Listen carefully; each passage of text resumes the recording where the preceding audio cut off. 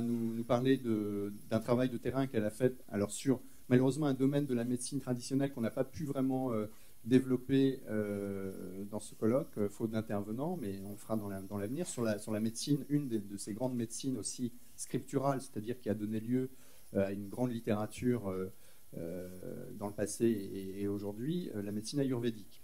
Donc Emmanuelle va nous présenter son travail de terrain qu'elle a réalisé et j'espère que ça va pouvoir aussi répondre, ou en tout cas rentrer en interaction avec un certain nombre de choses qu'on a présentées hier, notamment sur la médecine chinoise, la médecine traditionnelle africaine ou la médecine prophétique qu'on a abordée. Donc Emmanuelle, je te laisse aussi te présenter. Déjà, merci pour l'invitation. Oui. Alors, merci à l'invitation pour ce colloque. Aujourd'hui, du coup, je vais présenter une partie de mes recherches de master que j'ai effectuées en partie en France et une autre partie en Inde, à Pondichéry. Donc, en fait, mes recherches de master, elles ont débuté très simplement, elles sont parties d'un constat que la présence grandissante de l'Ayurveda, médecine vernaculaire indienne, dans les médias, elle était et elle est toujours très souvent utilisée comme argument publicitaire pour des produits cosmétiques ou liés à l'hygiène corporelle. Elle est souvent présentée comme une médecine dite naturelle, non violente et écologique. Elle jouit donc d'une image assez vendeuse en France ou même plus généralement en Europe. Et je pense notamment, ce qui a fait débuter mes recherches, en fait, c'était les publicités Ushuaïa, qu'on doit en grande partie connaître, qui sont très souvent passées à la télé. Et ce constat m'a poussé en fait en première année à explorer les discours et les pratiques qui étaient liées à l'Ayurveda en France et ensuite en Inde par le biais d'une étude sur ces praticiens et les activités qu'ils proposaient. Ils proposent énormément d'activités autres que la médecine.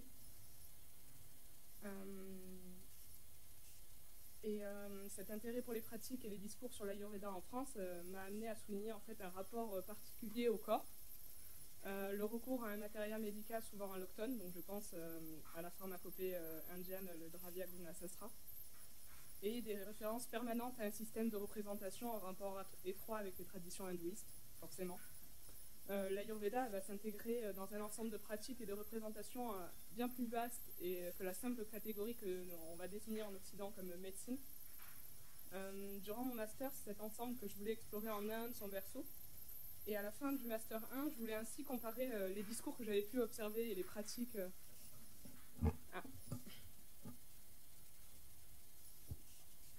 D'accord. Donc je voulais voir cet ensemble du coup plutôt en Inde et voir ce que j'avais comparé. C'était mieux comme ça? Ah oui. Ouais, je vais le rapprocher un peu plus. Comme ça, je pense que je m'entends. En fait, je voulais comparer les discours et les pratiques ayurvédiques observées en France et ce que j'allais apercevoir en Inde, le pays d'origine. Je voulais comprendre l'intégration d'éléments appartenant à ce que nous considérons comme du champ religieux dans la médecine ayurvédique, ce que j'avais énormément ressenti durant ma première année en France. Et c'est ce que j'ai donc poursuivi en Inde, à Pondichéry. L'idée première de ce terrain était la comparaison entre ce que j'avais pu observer du coup entre la France avec tous les discours observés durant cette première année. Et j'ai fait énormément d'entretiens, de consultations, j'ai fait des observations aussi, j'observais des praticiens durant leurs consultations, j'ai fait des ateliers, énormément d'ateliers par exemple de cuisine ou des ateliers de yoga qui faisaient des rapports très étroits avec l'Ayurveda. Mais très vite, la pandémie qui touchait à une grande partie du monde, en fait, est forcément arrivée en Inde. Et je me suis rendu compte que c'était plutôt chouette de pouvoir voir en fait en direct les modifications qui allaient être apportées à l'Ayurveda et comment ils allaient prendre en charge cette nouvelle pathologie. On sait que l'Ayurveda a subi de nombreux changements au cours du temps et principalement par son exportation, la mondialisation a forcément confronté les recettes traditionnelles à nos réglementations. Et pour son exportation, elles ont forcément changé. Donc, donc je me suis dit que c'était plutôt chouette de voir ça du coup en direct et voir comment elles allaient être remodifiées à ce moment-là. Ça m'a fait penser aux recherches de Bourdieu sur l'épidémie du sida, il a étudié les programmes de santé mis en place dans différents pays pour traiter cette épidémie et l'utilisation de médecine vernaculaire qui était très souvent utilisée dans ces recherches. Donc j'ai donc vu un bon moyen de comparer la France et l'Inde, mais cette fois avec un angle différent. Je vais faire un bref résumé de l'Ayurveda. Au niveau étymologie, en fait, il est composé de deux mots sanskrits, Ayu, qui signifie la vie, et Veda, qui est la science. C'est donc la science de la vie.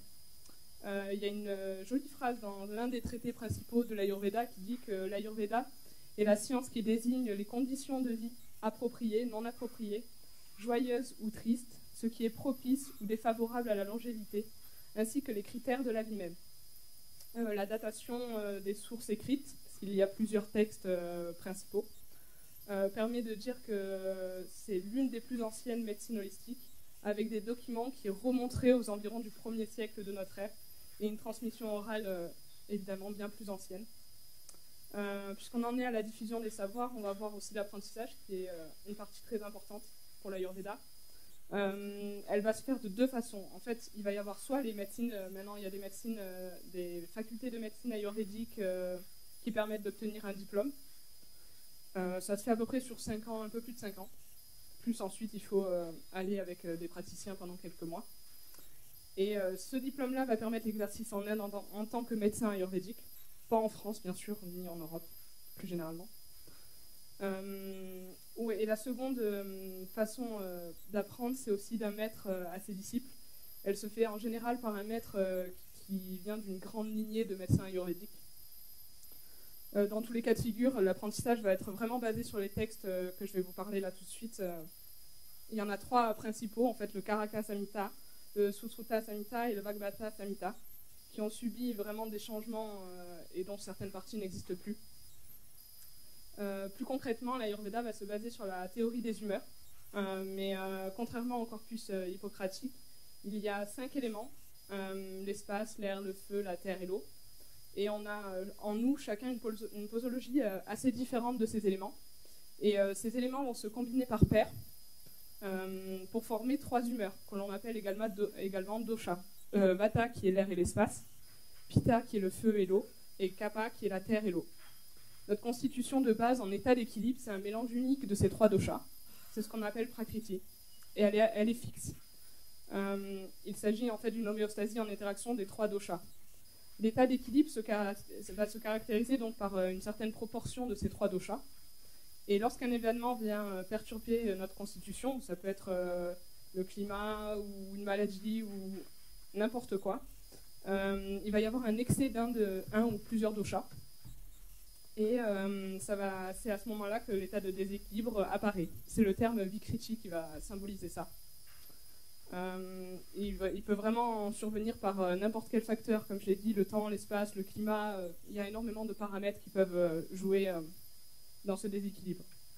Donc, en fait, après ce bref résumé, ce qui est important aussi, c'est de voir la législation indienne en rapport avec l'Ayurveda. Du coup, dans les années 70, il a commencé à y avoir une mise en place d'une législation pour la reconnaissance de l'Ayurveda, toujours en Inde. Il y a eu la création d'un conseil central de la médecine indienne qui se fait en 1970, qui va permettre notamment la formation d'écoles ayurvédiques réglementées par l'État, donc les fameuses facultés de médecine ayurvédique dont je parlais plus tôt. En 73, d'un autre côté, en fait, il y a eu l'élaboration du conseil central de l'homéopathie, et c'est en 95 que l'on voit l'apparition du département du système indien de santé et d'homéopathie, qui regroupe ainsi les systèmes de santé indiens traditionnels et l'homéopathie en même temps. Elle va s'ajouter au système indien, puisqu'ils la reconnaissent comme étant bien fondue dans les racines et les traditions du pays. Ce département va être nommé Ayush en 2003. 2 ans plus tard, la Mission nationale de la santé rurale intègre les praticiens dans les programmes de santé nationaux, comme les centres de santé communautaires par exemple. Et finalement, en fait, en 2014, le département va devenir un ministère sous l'impulsion du Premier ministre indien, Narendra Modi, qui va nommer ministère de l'Ayurveda, du yoga et de la naturopathie, de l'unani et du sida et de l'homéopathie. En fait, Ça va permettre le développement de recherche et de l'éducation de systèmes de santé cités comme je venais de le dire précédemment. Depuis 2018, il y a également la médecine tibétaine, Sowa Rigpa, qui s'ajoute à la liste des médecines présentées dans ce ministère. De la même manière que l'homéopathie, elle s'est bien fondue dans les traditions du pays. Ce qui est intéressant de voir, c'est que les intentions de Modi sont d'une part assez personnelles, puisqu'il pratique le yoga, il a une alimentation très... il suit vraiment les préceptes ayurvédiques. Il a également fondé la première université de yoga en 2013, près d'Ahmedabad. Il a aussi et surtout en fait, des intentions politiques. En fait, pour lui, c'est un moyen de restaurer la culture et la nation hindoue, promu lors de sa campagne électorale. C'était l'un des principaux points qu'il mettait en avant. Dans une perspective plus large, bon, on l'a vu beaucoup hier, l'OMS a reconnu officiellement l'Ayurveda au début des années 80 comme un système complet de médecine traditionnelle. Bon, je ne vais pas redire la définition qu'on a eue plusieurs fois hier. Aujourd'hui, l'Ayurveda elle est largement présente dans le sous-continent indien, tout comme la médecine Siddha, qui est aussi l'une des principales du sud de l'Inde. Si la médecine moderne va prédominer en Inde, il y a quand même une forte augmentation des centres de santé permettant l'accessibilité aux traitements occidentaux. On va vraiment observer en réalité une pluralité de systèmes de soins qui vont vraiment se mêler en même temps. Du côté de la France et plutôt mondialement, en fait il y a 3 ans, il y a eu pour la première fois une journée dédiée à l'Ayurveda, un peu dans le même style que les journées du yoga qui avaient été instaurées peu de temps avant. Donc ça a été fait le 25 octobre. Ils ont choisi en fait ce jour qui était le jour considéré comme l'anniversaire d'Avantari, le dieu de l'Ayurveda entre guillemets.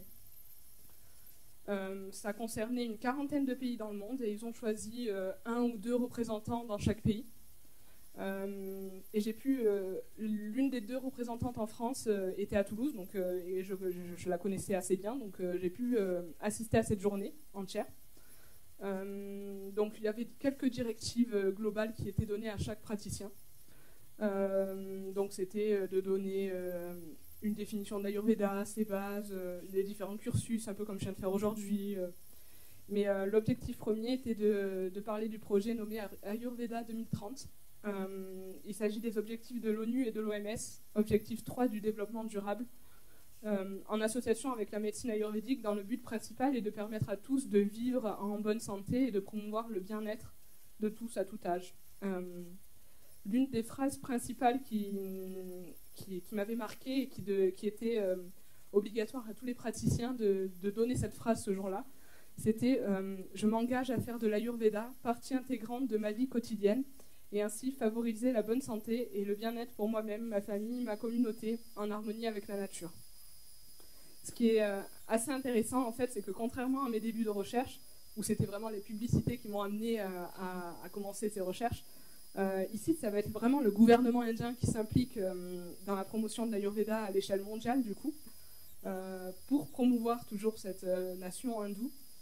Et on va aussi rappeler le fait que la revivance de la législation de l'Ayurveda en Inde, elle est quand même apparue suite à l'indépendance du pays vis-à-vis des Britanniques en 1947, et d'une volonté de faire une médecine nationale, d'où le renforcement de l'ancrage identitaire et culturel par des médecines holistiques comme l'Ayurveda, la médecine Siddha, comme on a vu tout à l'heure.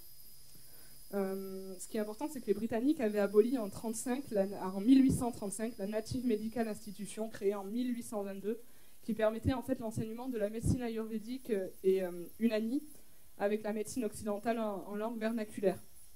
Et ce qui a en fait entraîné seulement l'enseignement de la biomédecine en langue anglaise. En France, dans les années 80, le terme Ayurveda et médecine ayurvédique commence à se diffuser. C'est à partir de 2006 qu'on le voit quand même apparaître, et 2007 dans 2 dictionnaires, le Petit Robert en 2006 et le Petit Larousse en 2007. On l'a vu dans ma présentation, l'Ayurveda est quand même présente dans nos quotidiens, dans nos publicités, où il suffit même d'aller dans un supermarché pour trouver des magazines là-dessus, donc c'est très présent. Donc à travers des terrains ethnographiques que j'ai réalisés à Pondichéry et aux alentours de Toulouse auprès de praticiens pour Toulouse et médecins auprès de Pondichéry. Cette étude contribue à examiner la place d'une médecine vernaculaire comme l'Ayurveda dans ses discours sur une pandémie, ici celle de la Covid-19, tout comme d'autres médecines aujourd'hui, mais aussi à travers d'autres épidémies. Je vais prendre une citation que j'avais lue au moment de mes recherches, et vous allez comprendre pourquoi elle est importante. Peu à peu, l'attitude de terreur face à l'épidémie prit le contre-pied de celle observée durant la période de déni. Les médias jouèrent un rôle non négligeable dans ce changement, en soutenant les idées avancées par les organisations internationales stipulant que le sous-continent indien est une bombe à retardement pour l'épidémie. Cette citation, en fait, elle date de 1999, de Bourdieu. Du coup, vu l'année, c'est pas la Covid-19, mais l'épidémie du sida qui est en question. Et en fait, ce qui m'a marqué, c'est que cette citation, on retrouvait exactement les mêmes termes en 2020, pendant la pandémie.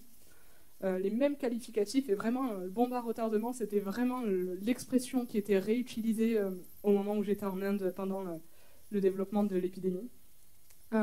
Et c'était vraiment très présent dans les discours des personnes, dans les consulats, dans les ambassades aussi, quand ils essayaient de nous faire rapatrier dans nos pays. Donc c'était vraiment ce qui ressortait principalement.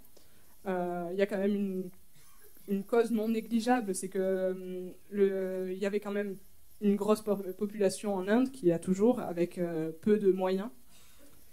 Et ce qu'on va voir là maintenant, c'est un peu Internet, comment les médias ont ressorti tous ces termes.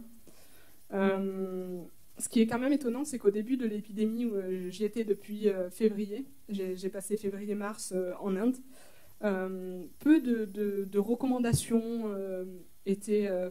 il y avait vraiment peu de mesures qui étaient prises pour la Covid. Au moment où j'y étais, on me disait qu'il n'y avait que très peu de cas en Inde. Je crois que le chiffre était 3. Et vraiment, jusqu'au moment où il y a eu un confinement fin mars, c'est vraiment au moment du confinement où tout s'est mis en place là-bas. Il y a eu des interdictions de vol. Bon, un peu avant, il y a eu des restrictions de visa. Mais c'était peu de restrictions par rapport aux autres pays, comme on pouvait le voir même en France, de ce que j'avais les échos. Puis, dans les médias, on va subitement se mettre à parler de bombes à retardement. L'Inde, bon, il y a aussi un manque de matériel médicaux, mais c'était vraiment très très présent. Par exemple, dans un article dans Le Monde de Guillaume Delacroix, on pouvait lire un article intitulé « L'Inde, une bombe à retardement ». Cherche à gagner du temps face au coronavirus. Dans celui-ci, l'auteur va parler notamment du manque de dépistage dans le pays.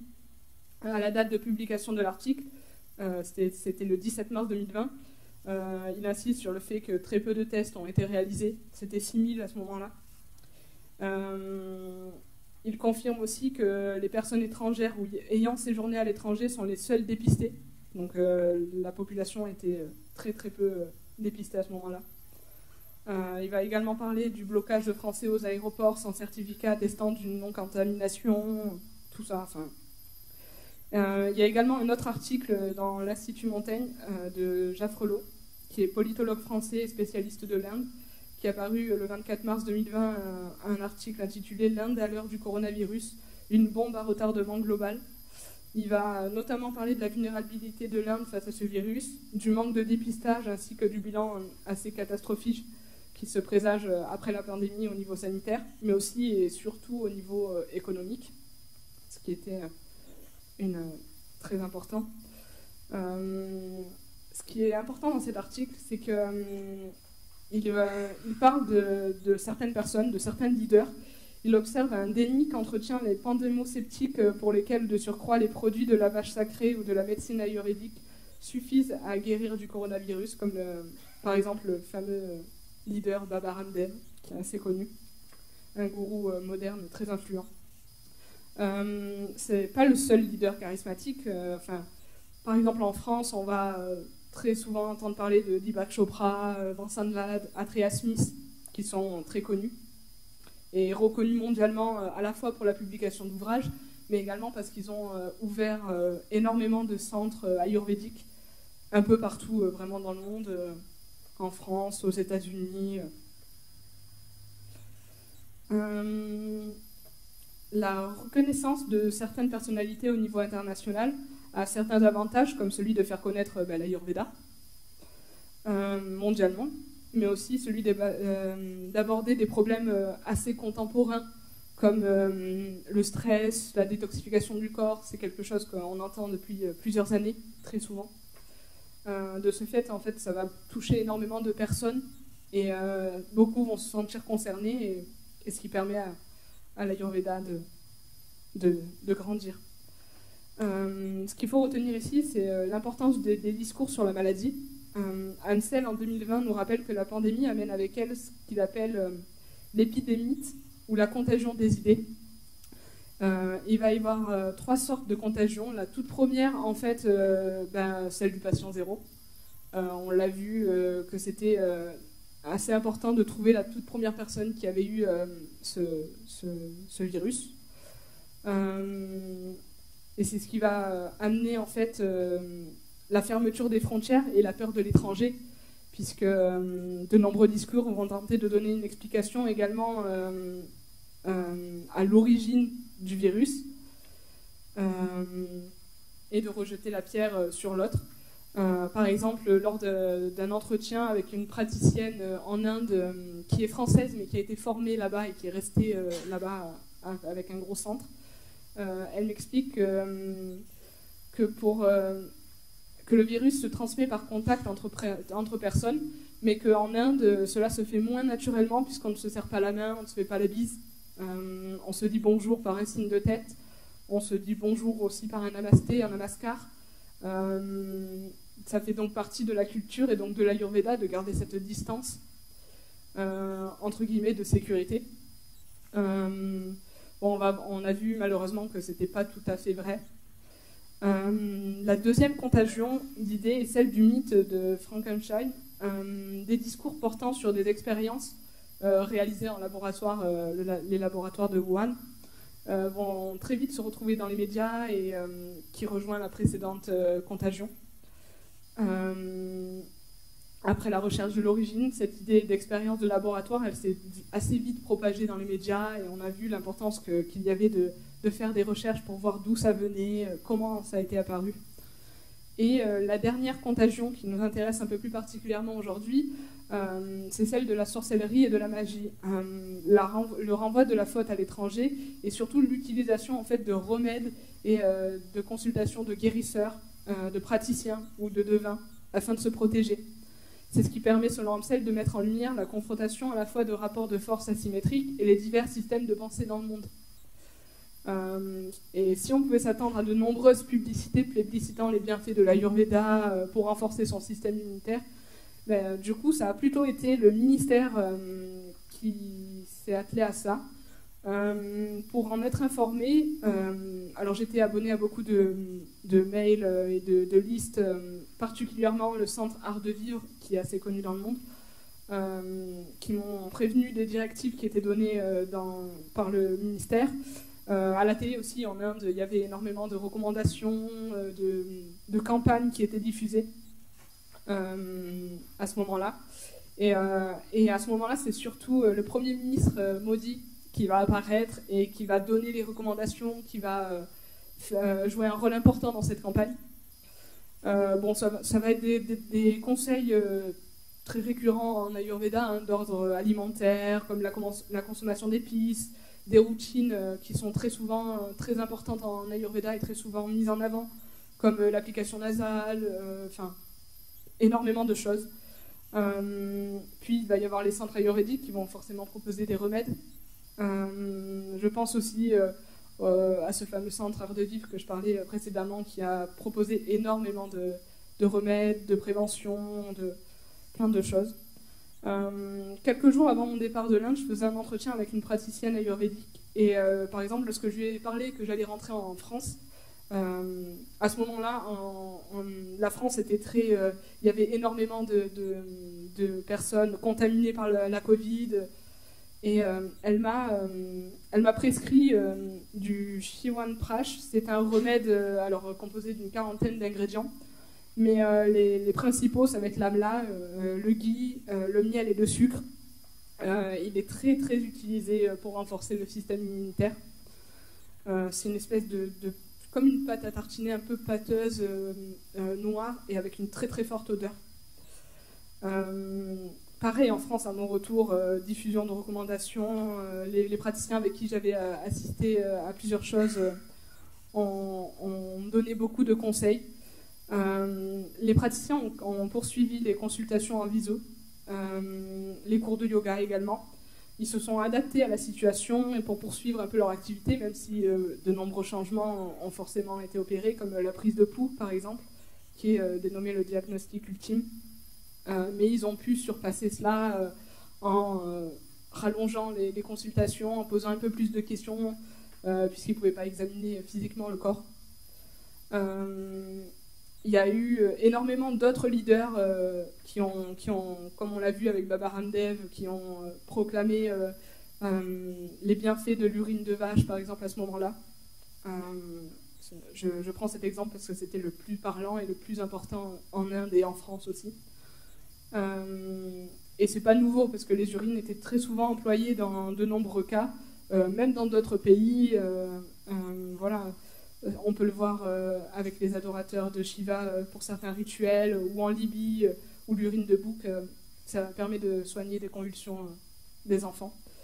Du coup, en conclusion, on est quand même plutôt sur un côté préventif que curatif de l'Ayurveda. C'était quelque chose que j'avais quand même remarqué durant mes recherches pendant les discours sur la pandémie. Après les discours sur la peur et le manque de moyens matériels en Inde, et même en France, un discours très préventif en parallèle des gestes barrières. Toutes les recommandations qui étaient données en Inde étaient traduites en français et sont venues en France. Les discours du Premier ministre sont de nature quand même très politique, donc c'était aussi très important de le souligner, toujours dans cette optique de restaurer la culture et la nation hindoue, ce qu'il appelle l'Hindutva.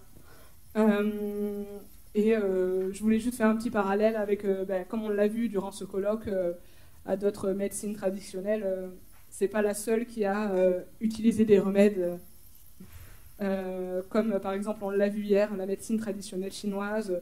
Au moment de la pandémie, il y avait un remède, alors pour faire un peu le parallèle avec l'urine, avec une injection à base de bile d'ours, qui était très mise en avant pour traiter les formes les plus graves et critiques du virus. Donc voilà. Merci beaucoup Emmanuel pour cette présentation qui finalement complète un peu le panorama des médecines traditionnelles et qui fait part de cette expérience finalement très riche. J'ai l'impression que le Covid a été une chance pour toi, hein, dans le sens où ça a donné d'un seul coup une ampleur, un sens, une signification à des recherches en cours qui, sans le Covid, auraient été peut-être moins mouvementées, moins intéressantes. Donc tu as été directement confronté à la réaction d'une forme de médecine, ses acteurs. Je pense que tu as bien mis en évidence la complexité, encore une fois, de principe. On n'est pas seulement dans la médecine, le soin, le patient, le malade, la maladie. On est dans une configuration d'acteurs où la médecine, c'est aussi une forme de revendication identitaire, politique. C'est un instrument qui a des utilisations qui n'ont pas grand-chose à voir avec la médecine.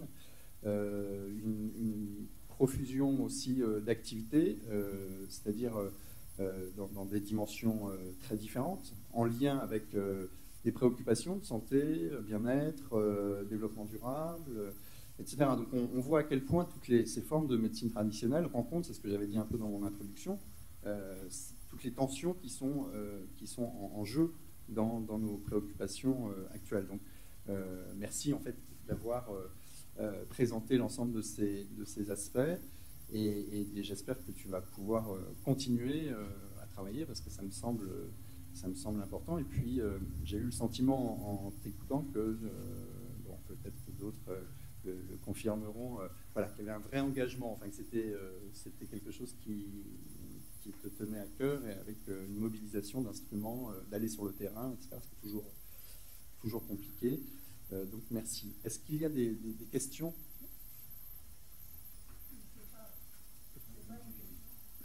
Des remarques?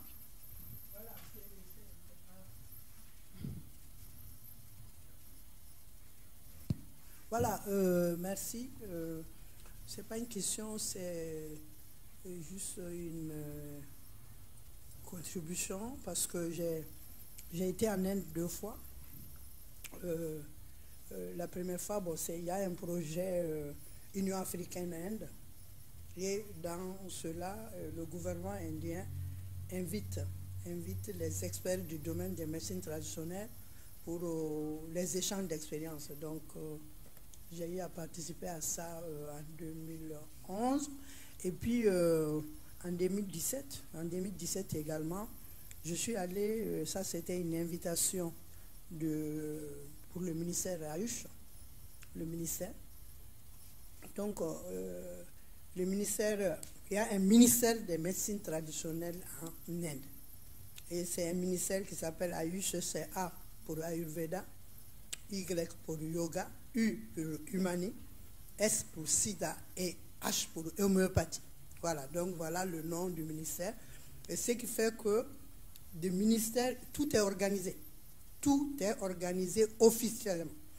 Et également, vous avez les pharmacopées, vous avez donc tout le système de gouvernance de cette médecine avec les laboratoires, avec la formation.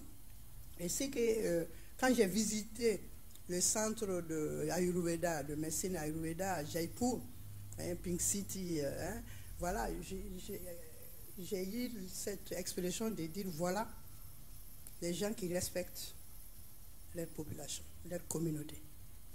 Parce que quand vous arrivez dans ce centre, donc on a organisé les médecines traditionnelles, et il y a des spécialistes. Donc quand vous arrivez dans un centre d'Ayurveda, selon le problème que vous avez, on va vous orienter. Vous pouvez aller faire le yoga, vous allez faire votre panchakarma. Donc voilà, donc je viens là, dans ce centre, et je me retrouve avec ma culture, avec mon vécu, et des spécialistes qui, voilà. Et je vais à la pharmacie, c'est les pincées de poudre qu'on va prélever, qu'on va me donner.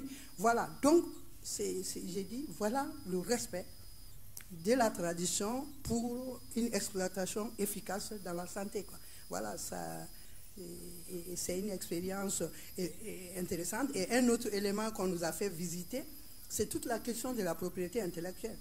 L'Inde a fait tout un travail de collecte des informations liées aux vertus des plantes, des recettes, et a fait constituer une base de données, et l'Inde a offert aux offices de brevets. Donc, quand vous vous levez, vous prenez une plante, vous dites c'est utilisé comme ça, je vais breveter. Non, les offices de brevets, dans leur contrôle, quand ils trouvent dans la base de données, ils ne peuvent plus breveter. Voilà. Donc, il y a vraiment des expériences intéressantes en Inde qui méritent d'être visitées et aussi transférées un peu chez nous. Voilà, merci. Oui, j'ai eu le même sentiment que vous. J'ai aussi été dans des centres de Panchakarma où ceux auxquels je suis allée, moi, ils mélangeaient vraiment plusieurs médecines aussi, comme la médecine Siddha. J'ai vraiment eu ce sentiment où, pareil, quand je suis ressortie, la pharmacie, enfin une sorte de pharmacie, ils faisaient les remèdes devant moi. Enfin, de dire, ben voilà, c'est comme ça. Et ouais, c'était très chouette, quoi. Merci pour la présentation. Je voudrais juste te poser une question. À l'issue de ton travail de master, considères-tu que le yoga est une composante de la médecine ayurvédique ou bien c'est tout autre chose?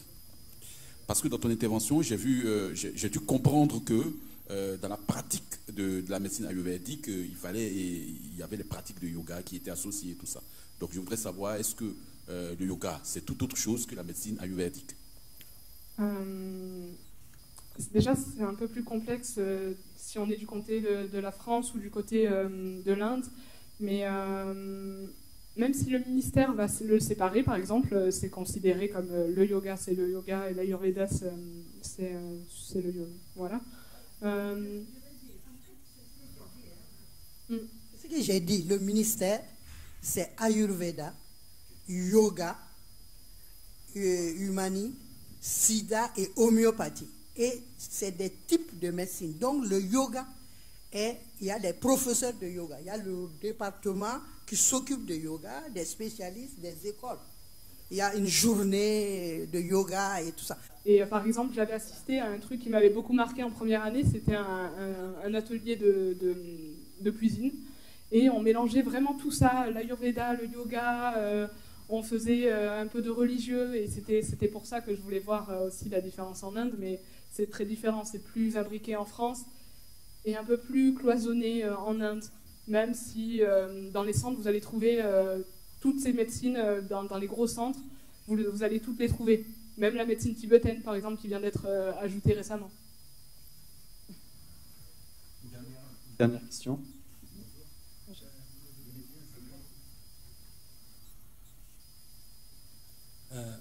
J'aimerais bien savoir pourquoi il y a un engouement des Occidentaux et des Français pour la médecine hindoue. J'ai pu voir ça à travers des documentaires et vous avez signalé qu'il y a pas mal de gens qui vont jusqu'à l'Inde pour découvrir cette médecine. Comment vous expliquez ça, s'il vous plaît? Je pense que c'est aussi le rapprochement avec des thématiques d'actualité. Par exemple, le stress, la détoxification, c'est quelque chose qu'on voit beaucoup en France et plus généralement un peu en Europe. J'ai vu ça aussi en Espagne et tout. Et comme c'est quelque chose qui est très basé sur le préventif, sur le bien-être, du coup c'est ce qui a amené, et les plantes évidemment, l'utilisation de plantes et de remèdes ayurvédiques, c'est ce qui a fait que la mise en avant. Est-ce qu'il n'y a pas de doute de ces Occidentaux dans cette médecine moderne? Si, justement, parce que par exemple, un médecin ayurvédique, il ne pourra pas exercer comme médecin ayurvédique en France. Donc il y a aussi cette complexité que ça va rester un praticien. Il y a toujours un petit doute. Merci beaucoup.